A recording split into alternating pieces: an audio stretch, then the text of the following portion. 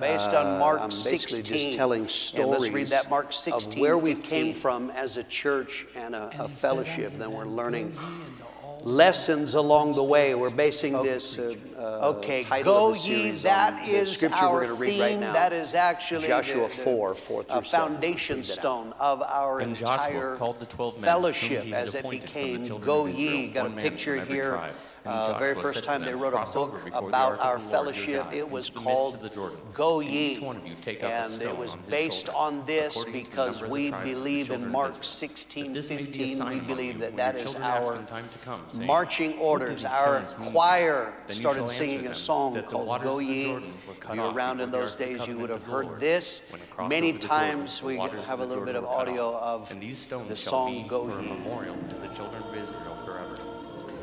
Okay, and so these stones were something that they were to refer to in future times to remember what they were and what God had done. So we're going to talk now about some early church planting lessons. Last week, we finally got up to about 1974, and we started looking at the process of church planting. Wickenburg, Flagstaff, Tucson, and Nogales, that wound up being Nogales, Mexico, and Nogales, Arizona. And so this was, just to recap, the turning point in our church and what would become our fellowship is the idea that we are to train workers in-house, not sending them to Bible school, and then to plant them out to begin new congregations with our same spirit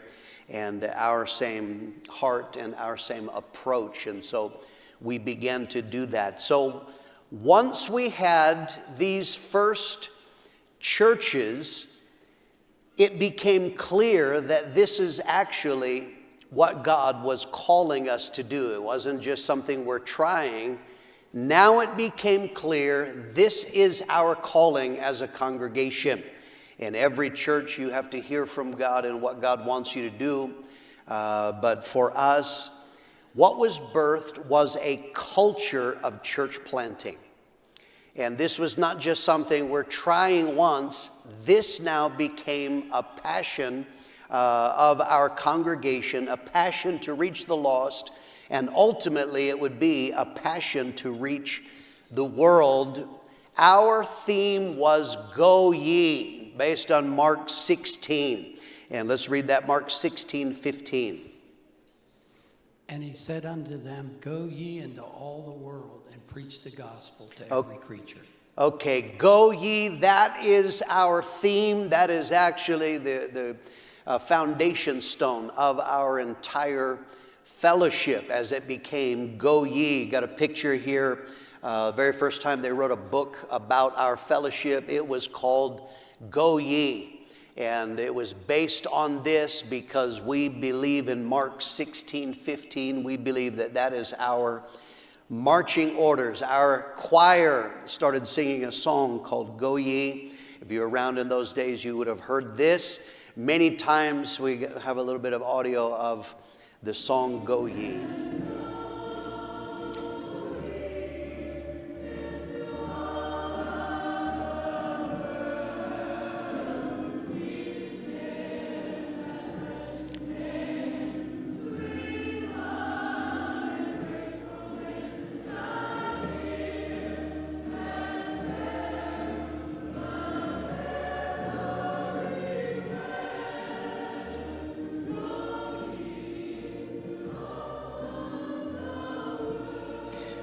How many of you remember that song?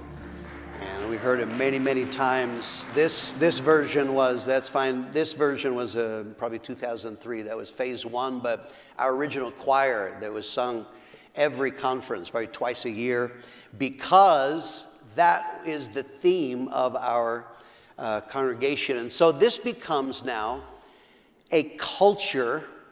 Culture is group beliefs and group expectations. And so what happens is that when people get saved, now what people begin to see is a clear path to ministry, converts would get saved and they would see their friends or they would see people they knew go out into the ministry.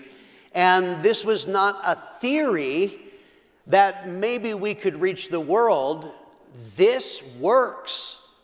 We saw people like us. That is the power of what we do. Is many of this guy, he's like me. He has a similar background. He's not far above in education or in spirituality.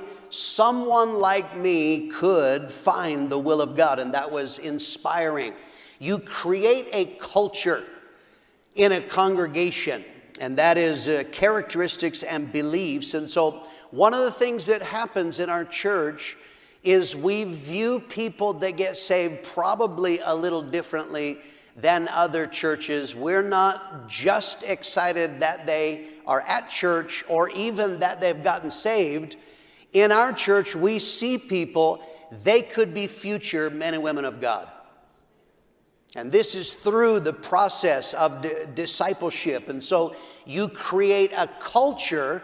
When new converts get saved, immediately they are surrounded by people who are hungry for the will of God. So it's not just, get off drugs and clean up your life. It is that God could use your life, and that becomes a culture. And that is what began to happen in our congregation. So we started in 1973. Now we're moving ahead, and we continued planting churches. The original churches, they were all planted very close, very nearby. Wickenburg, Flagstaff, Tucson, Nogales. Then there was Cottonwood, Bullhead City. All of these were cities within 3 hours or so of Prescott. Then they began to expand later on. New Mexico, that was new ground. Then California, then Nevada, and in this. So, but most of them in the beginning they were very close. And this was natural. They were mostly originally in Arizona. You saw the title of the book, Go Ye, the Arizona Story. What began to happen was people in Foursquare began to call us the Arizona Fellowship. It was kind of distinct, of course. God's location, where he began doing this, it started in Arizona. But they were actually talking about distinctives. But the churches were planted close. That was logical. To you, you see every 6 months church planting. It's like, oh yeah, it's the church planting thing. You got to think of how revolutionary this was. That was an unknown venture. My father didn't know anybody who planted churches of people who never attended Bible school. So he didn't know how this was going to go. It's logical that you put them close, because then you can give support, and that's how we viewed it. It's easier to help them and kind of make sure that they make it. So in church planting, a very, very simple issue is how our churches started. Some people have the idea that, I have a big map in my office, and I call in Jesse and say, Jesse, we're going to make moves. And I direct, and I say, thou shalt go to. That is not how this happens. What happened was that men were planted at first. They had a passion to spread the gospel, and that was imparted from their pastor, originally Pastor Mitchell, but this is true in every church. Pastor Mitchell preached and imparted passion into them. This is not something that we just try or that would be nice. It was something burning on the inside. I told you, my father, because he wanted other places to have the gospel, our family vacations were always places where Dad was thinking of starting a church. And we would go there, and that would be, we would scout that. So my father would begin to speak as he traveled. He would begin to see cities and would begin to talk with men about there are cities that don't have the gospel. And so passion is the first reason why churches were started. It was normal that men would then begin to look at cities and say, there are people there that don't have the gospel.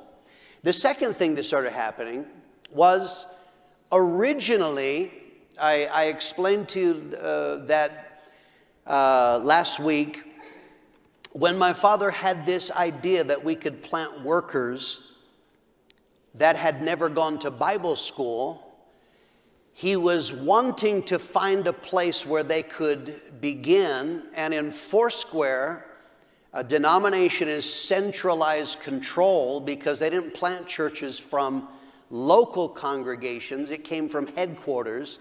So as a consequence, you wound up having a denomination that is large will have at any given time numbers of churches that need pastors because the pastor retired, because he moved, because he died, because he, did something foolish or whatever. So there would be churches that for a time didn't have a pastor. Remember Prescott? When my parents came here, they didn't have a pastor for 3 months. That is, to us, that's outrageous. We would never do that because our church planting is not denominational centralized. If one of our churches doesn't have a pastor, we are going to staff that. But Foursquare didn't have that. My father, knowing that they had churches that needed pastors, began to tell the powers that be, I have young men that they can fill these churches. So in a number of cases, our early church plants were actually existing Foursquare churches. Tucson, that was the mission church of the Foursquare church in Tucson. Flagstaff was an existing congregation. They had a building. Foursquare did not rent buildings in those days. It was all property. They all only had church buildings. And so Flagstaff had a church building, about 10 people. Phoenix, the church that now Pastor Gary Marsh pastors, that was originally a Foursquare church. El Centro, Yuma, I believe Colorado Springs, and I'm sure there were others that I don't know. But so here was men coming, I want to preach the gospel. My father spread the word. Now Foursquare, they didn't plant men who didn't go to Bible school, but they had a number of empty churches or churches that didn't have a pastor, so they were willing to allow these untried men because it actually solved a problem for them. And so it was kind of a marriage. You have somebody who wants to do the will of God. You have Foursquare that says, we need somebody. It was natural to put these men in those places. But then as time went on, people were getting saved. Remember, hippies were very transient. They were traveling, they were hitchhiking, they were moving, leaving their hometown. So you had people getting saved who weren't from Prescott, or you had people getting saved that weren't, as Tucson began to plant churches, they weren't from Tucson. It is very natural that men had a burden for the place that they were from. And so I want you to understand, in church planting, there are a number of factors. How is it we determine where a church is planted? We tend to work firstly with burden. And that is because God moves upon people. God is in charge of everything. In other words, we had people from Massachusetts that got saved here. He could have saved them in Massachusetts, right? But God, who orchestrates everything, he uses human decisions, and one of those is people from other places getting saved in a place where they are not from. God actually uses that, and they begin to have a burden. So as we begin to spread outside of Arizona, and we'll talk about that in time to come, often this was a matter of burden. I have a burden for the city, the state, the place that I am from. And that is the first criteria that we operate on usually is burden. Now, it doesn't always work that way because there may be a need. We don't leave churches empty like Foursquare did. So if it is you have a burden, but there is a need, we feel that the need reveals the will of God. And we operate that way. Okay, so we began to plant churches, and eventually this began to spread beyond Arizona. Let's talk about church planting experiments. Okay, so my father has what he feels is from God to plant churches. I want you to understand, there was no manual. There was no church planting for dummies. You couldn't watch YouTube videos, how to plant a church. There was nothing apart from the Bible. So you're trying to say, how did they plant churches in the Bible? So here's a scripture, Luke 10:1. After these things, the Lord appointed 70 others also, and sent them 2 by 2 before his face into every city and place where he himself was about to go. Okay, here's a very important principle, is that he sent them 2 by 2. Now this seems basic, but 2 by father, is the 2 by 2 speaking of a husband and a wife? Or is that speaking of 2 couples? What is this 2 by 2? He had no manual. So in several early church planting ventures, we experimented.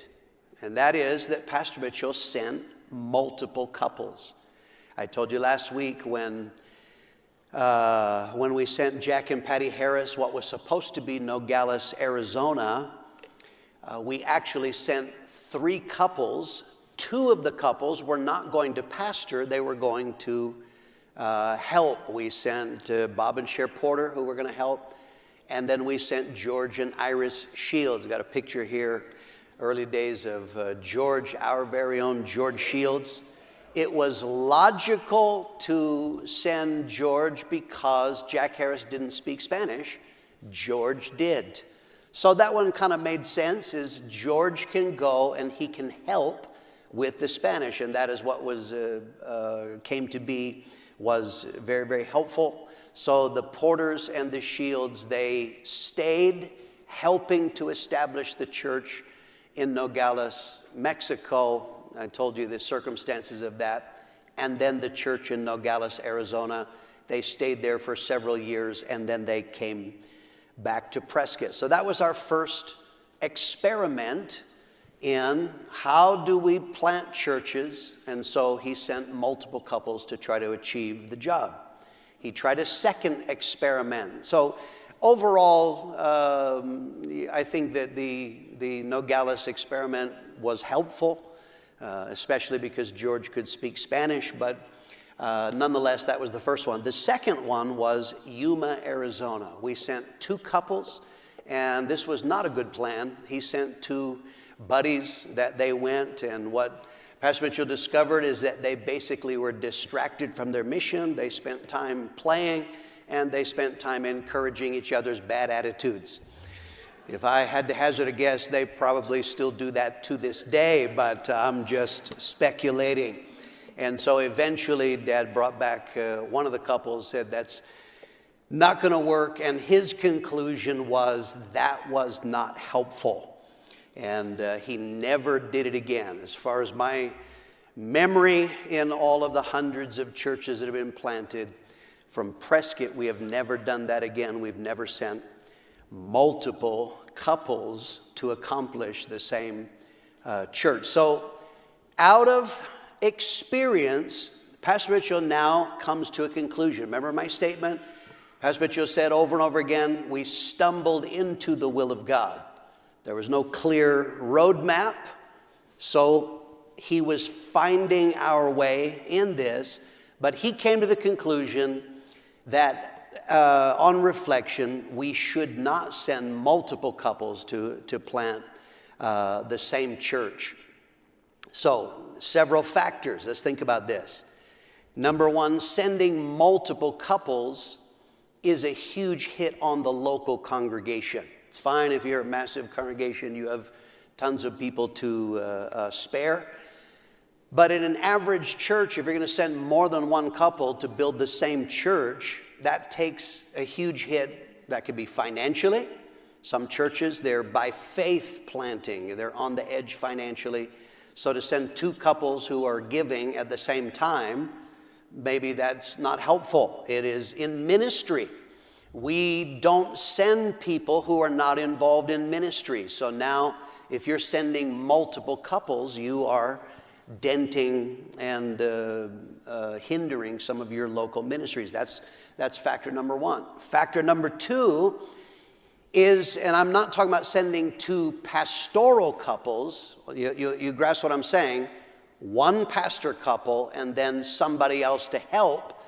But he said the helpers actually then wind up coming under the influence of the man you send instead of their own pastor.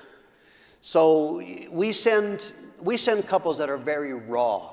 You do not have to be polished and perfect to be launched out. I'm living proof of that. So, but what happens then is we can send couple who, if he is now, the pastor is the influence spiritually on this couple, that'd be fine if he has a really good spirit and approaches that well. But if not, that's not helpful for the couple. So now they're learning. If you send a man out and he has bad attitudes and some things that are not great in his spirit, he now naturally is going to influence them negatively. And so many of these couples that are going to go to help, they want to pastor. Great opportunity. I mean, that's a fantastic thing to get to be a part of it. But there are spiritual and character development issues that Pastor Mitchell felt that's not helpful in most cases. The term that my father said to me, I heard a number of times through the years, is that's putting an adult kidney in a baby's body, right? That's the natural thing. Babies are small. All of their organs are small. Naturally, so they grow. He said, putting somebody who comes from a larger congregation into a brand new baby church is like putting an adult kidney in a baby body. So what he says is that has the potential to change some of the factors of a new church. Genesis 1:11 is actually a foundational church planting scripture. Let's read that. Then God said, "Let the earth bring forth grass, the herb that yields seed, and the fruit tree that yields fruit according to its kind, whose seed is in itself on the earth." And it was so. Okay, whose seed is in itself. That is a profound principle that we use unto this day, is that when you plant a couple to build a new church, everything that is going to be required for that church to be built will be located from within. Okay, so in other words, you don't have to bring in other factors or other people to help. So especially our calling in our fellowship is discipleship. When we plant a church, we are not just saying, get some people saved and gather a group. Every couple that is sent, they are sent with a mission. Your mission is Matthew 28, go and make disciples. So discipleship operates on connection with a pastor. Now I want you to understand, and what we're talking about, multiple couples. There are churches. I read of this is, yes, we planted a church. They sent 250 people. And that was their idea of a church plant from the beginning. They had bands, drama, nursery. They had everything from without. But our call is discipleship. And in discipleship, that operates on the principle when people get saved, their reference point is a pastor. Paul could speak to people that he pastored. He said, I told you, follow me as I follow Christ. How do people know? It actually, I pastored, Lisa and I first pastored in Launceston, Tasmania, and it was natural as people got saved. We don't build on just collecting people from other churches. They were all raw converts. Years later, when we would go back there, some of our early converts, this is in Australia, some of them prayed with a slight American accent. Not because I made them or told them that, no, don't say God, say God. I didn't have to do that. There was something about a convert who comes in, how do I pray? How do I witness? What is a Christian? They reference off of the pastor and his wife. Now, if you're adding other people in, their reference point, you actually have the potential of disrupting discipleship.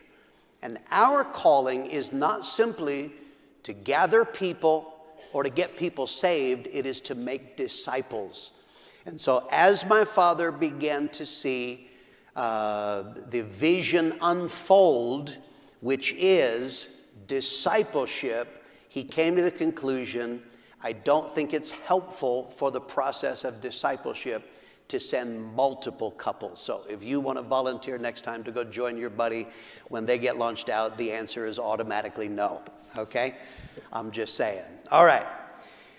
Let's talk now about the basis and the background of conferences. This is a very important part of our fellowship. We are in 8 days, our summer Bible conference will begin. We hold conferences January and July, twice a year.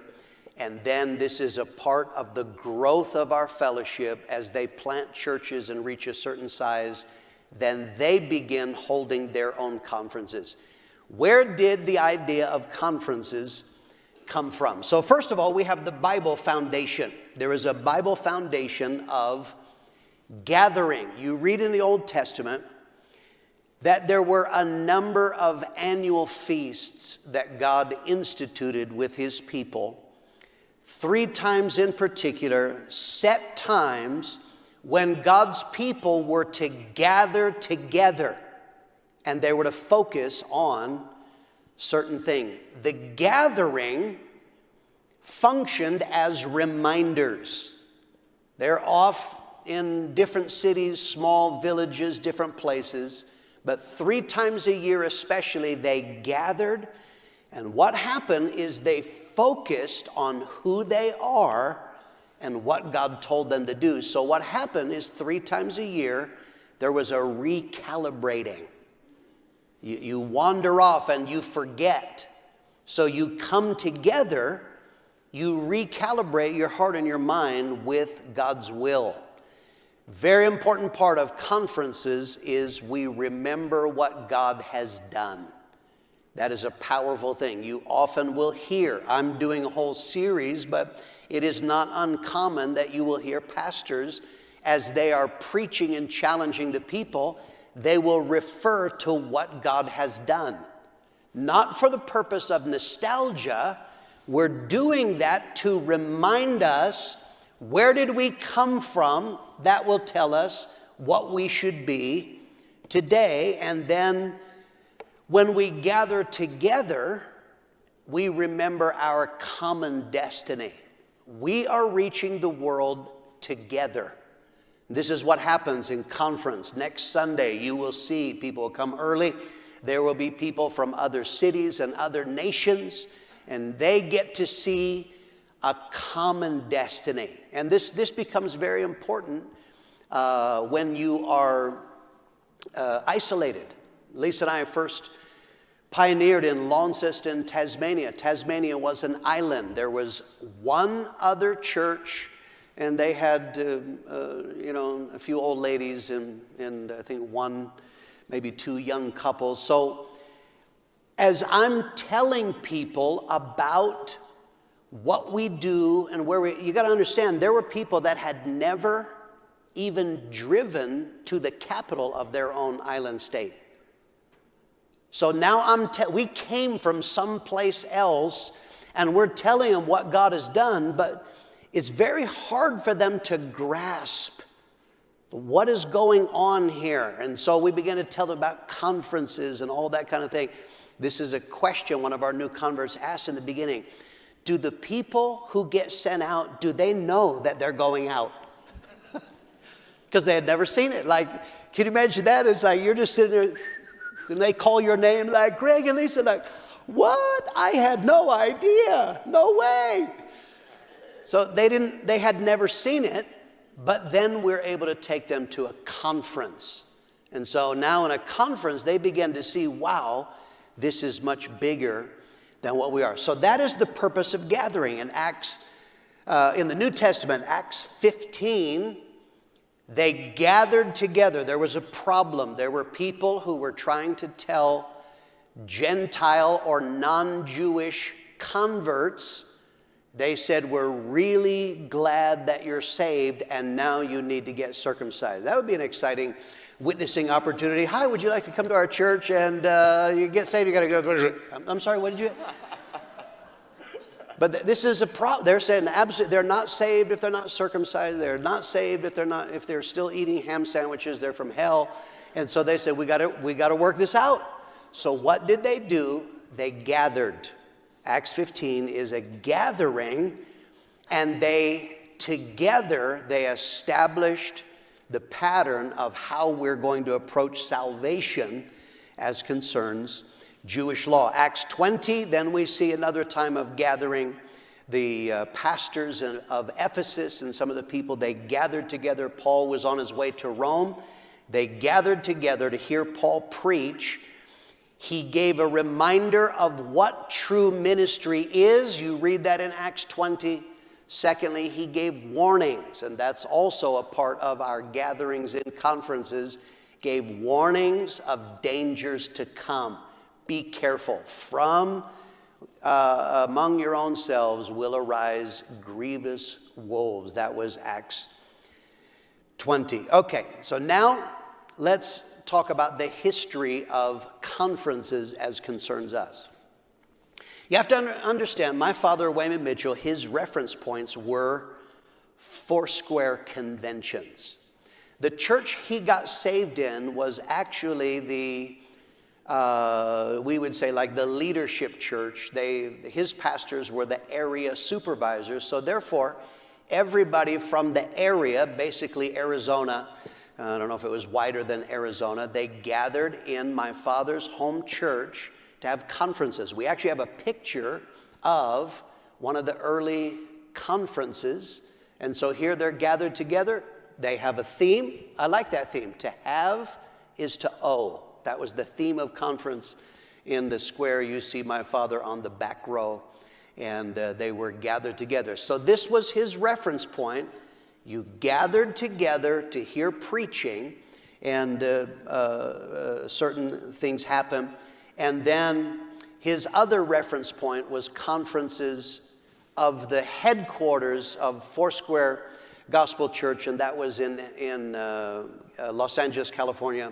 Angelus Temple. This is a 10,000 seat auditorium. I don't think that's actually a conference. I'm just showing you the building. So my father, that was his reference points. Local and their national conference. So what happened they called them conventions. What happened at conventions in Foursquare? Number one, it partly involved preaching. Very similar to us, they had various speakers, but my father said one of the things that was interesting about preaching was whoever was the current star, if your church was growing rapidly, they promoted you. And their idea was, they didn't look at it like, we have the vision, let's all do this. They said, this guy's growing, so the point was, let the star tell us how it's done. And so that involved a number of very interesting things. If you read Chuck Smith's biography, he's the founder of Calvary Chapel. Chuck Smith, it was his sister-in-law, was the pastor of, one of the pastors of this church my father was saved in. And he attended one of these conferences. In his biography, he talks about how offended he was and actually began to withdraw from Foursquare.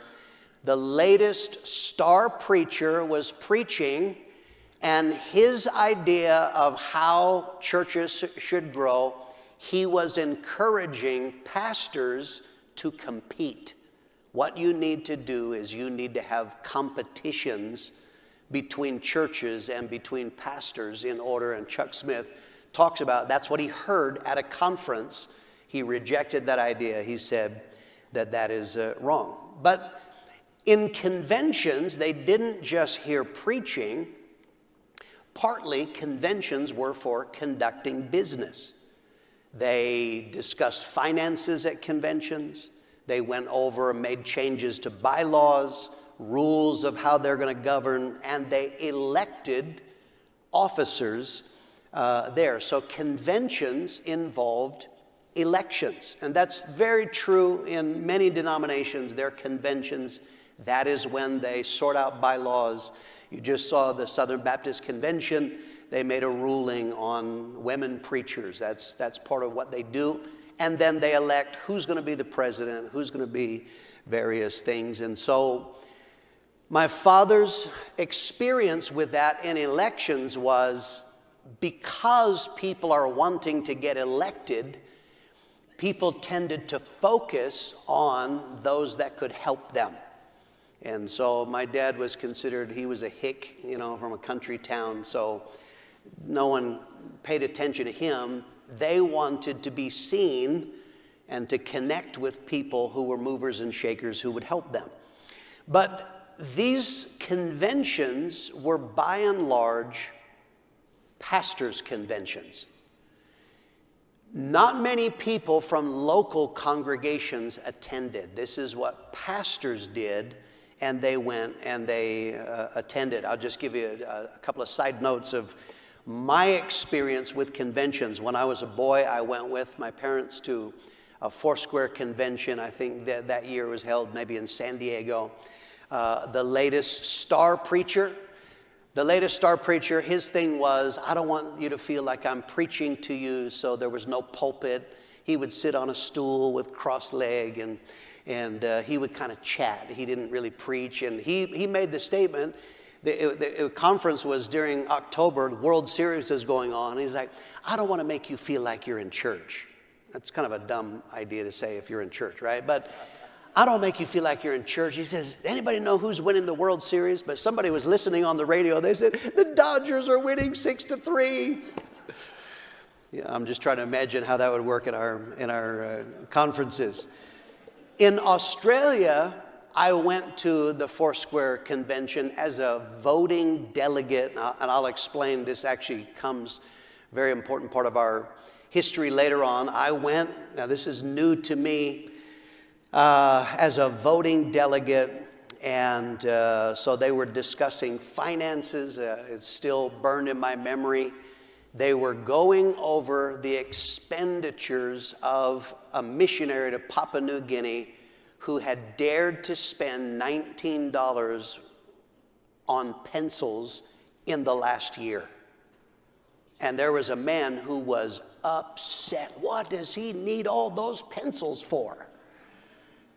So that was kind of my experience with conferences. So our fellowship now, we started planting churches starting in 1973. 1973, we had planted 2 workers out, and then Thanksgiving came, and so it was natural that the 2 couples out, they came back at Thanksgiving to see their families. Easy, Wickenburg, Flagstaff, it's not a long drive.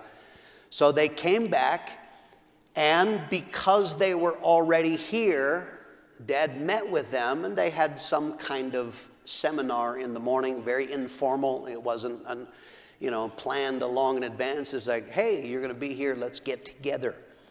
And so that was the first thing. And Dad felt that was very helpful, them getting together, fellowshipping, and then a little bit of ministry. In 1974, by that time now, we had 4 pastors, I think, by that time. And so, again, they met in the fall. I'm assuming this was Thanksgiving. But it just so happened that we had evangelist Dick Mills was going to be here anyway. And so Dick Mills, remember, I've showed you several scriptures on the screen. Very powerful gift ministry. And what Dick Mills would do is he would quote a scripture to, actually a number of scriptures, and would speak prophetically about your future, but it always was tied to scriptures. And so the second meeting that we had, there were a couple of seminars, and Dick Mills gave words. I spoke to Harold Warner. He said he remembers clearly, might even still have them written down, numbers of scriptures, and this man would speak prophetically. But this was not terribly organized. It was, he's going to be here, you're going to be here, let's meet a little bit. In 1975, John Metzler suggested to my dad, why don't we hold a deliverance convention? And my dad said, what's that? And so he just said, let's meet together, have some preaching over a number of days. And so this is what we did over 5 days. We had evening services, morning seminars, and John Metzler and Wes Baker. We actually have the flyer of the very first conference. And this was in this was January of 1975. And so you see there the format of conference is exactly as we would do today, but there was no agenda. It was just simply, we're going to gather together for the purpose of hearing preaching, calibrating, getting workers refreshed. We actually have some other pictures then. That went so well. Next picture was July of 1975, and for this we had Wes Baker and Bob French, and they were the main speakers. And again, we had basically the same kind of preaching. We have then some photos of my father, and next here is my dad he had impeccable dress sense, and Matt. That his outfit today reminds me of this.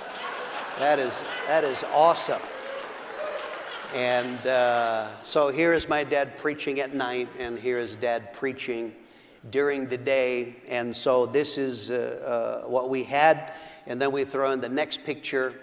This has nothing to do with conference. I'm just throwing it in for free because I'm in charge of photos, so I can.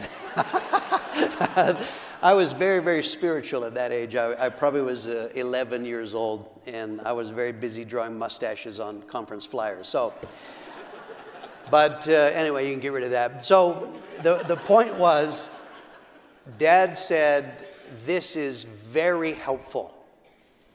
Having pastors being preached to, comparing notes, fellowshipping. So from 1975, we started having conferences twice a year, January and July. Why January and July? Was it because an angel came and revealed? No, hotel rooms in those days were cheap, especially in January, and so it was a natural time to do that. We have some more photos here. The next photo is, this is just announcing, Dad used to put an announcement in the paper of the upcoming conference. And by this time, this is January of 1976, we had 14 churches. And what is notable, you can't really read it, it's very blurry. I'm getting this off Google, which has all old issues of the Courier. But in this, the reason why I'm showing this was January of 76, was the first time one of our own pastors preached in the conference. Harold Warner preached, I think maybe Ron Burrow preached in this conference. Next flyer, here's Harold preaching.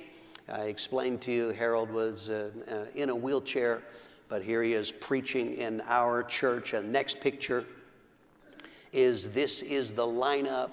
And if I look at that, by this time you see there Harold Warner, Ernie Lister, those were two, Jack Harris, and Walter Portugal and Greg Johnson. So 5 of the workers that we had sent out by 1976. So 73 we started planting. By 1976, here were 5 of our own workers that none of these had gone to Bible school. One of the very interesting things about our conference from the beginning is our conferences have no registration fee. Typically, when you attend a conference, and of course I can't speak for everyone, but it is very common, you want to attend a conference, you pay a fee. You pay them for the privilege of attending. From the beginning, Dad did this opposite. Not only do you not pay to come, we will sponsor you. This was workers who were going, the possibility they were disciples, maybe would get planted out. We would sponsor them. We would pay for their hotel room, and we would give them some money for food. And so this was a deliberate strategy. My father, in early days of ministry, when my parents were struggling and dying the death, they desperately needed preaching, but at times they just couldn't afford to go. And so my father said, I will never do it like that. So we help couples. We will pay for conference only by offerings taken. That's it. We will raise offerings to pay, having paid for people's airfares, sometimes their gas money and transport costs to get here, their hotel room while they're here, a nominal amount for food. And that has been from the earliest conference unto this day, that's the basis of it. So let's talk about the purpose of conferences for